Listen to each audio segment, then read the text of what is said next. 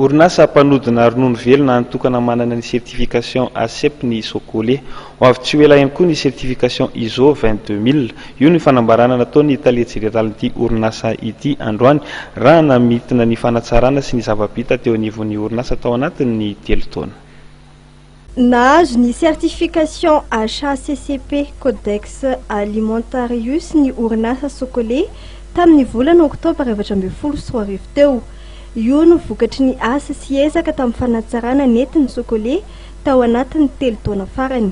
Afaka rovolana dia isy ihany koa ny certification ISO 22000.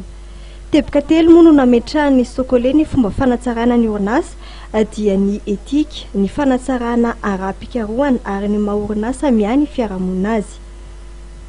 Nous avons les moyens de pouvoir certifier et de rivaliser avec des entreprises internationales.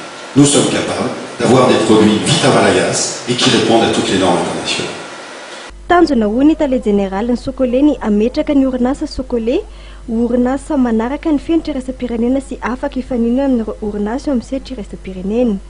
Tafiditra amin'izany ny fanomezana fiofanana ampiasa ny orinasa, ny fampiasam-bola hatrany amin'ny rotapitrisa euro, nentina nanatsarana ny ozinina famokarana vokatra vita amin'ny ronono ao Antsirabe, fanokafana ny departemanta amisahana ny fahadiovana sy ny fahasalamana. Eo amin'ny kalitaon'ny vokatra dia nisy ny ezaka teo amin'ny fitazomana ny vokatra vita amin'ny ronono velona ary tamin'ny taona 13 sy 2011 dia nahatratra 13 ireo vokatra vaovao naparitaka tamin'ny tsena. Ankoatra io, mikasika ny kobam-bary natokana ho an'ny ankizy mihoatra ny ambolana dia nisy ihany koa ny fanampiana jiro vaovao. Miara-miasa amin'ireo mpiompy malagasy misy 700 ny Socolé amin'ny fanangonana ireo ronono velona ao vakina karatra. Tsy mbola mahampy filan'ny orinasa nefa ny ronono velona avy ao an-toerana ka voatery manafatra vovo-dronono 700 taona isan-taona ny orinasa.